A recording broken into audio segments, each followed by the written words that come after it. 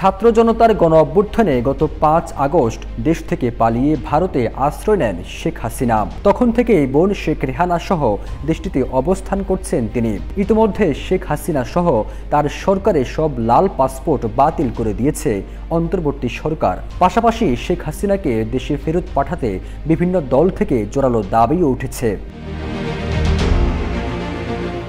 এমন অবস্থায় বাংলাদেশের পক্ষ থেকে শেখ হাসিনাকে ফেরত পাঠানোর অনুরোধ জানালে ভারত কি করবে?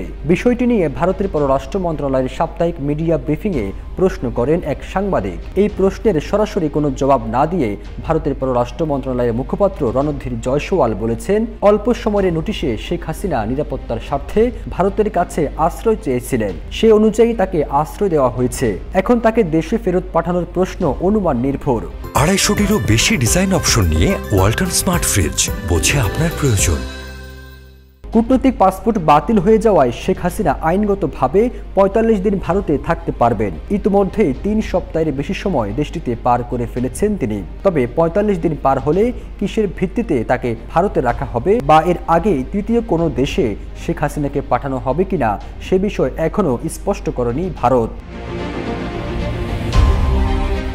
প্রেস ব্রিফিংয়ে বাংলাদেশ সম্পর্কিত আরও একাধিক প্রশ্ন করা হলেও কোনো উত্তর দেননি জয়সওয়াল। কিন্তু বাংলাদেশের পূর্বাঞ্চলে স্মরণকালে ভয়াবহ বন্যার পেছনে ভারতের দায়ী থাকার বিষয়টি ফের নাকচ করেছেন তিনি।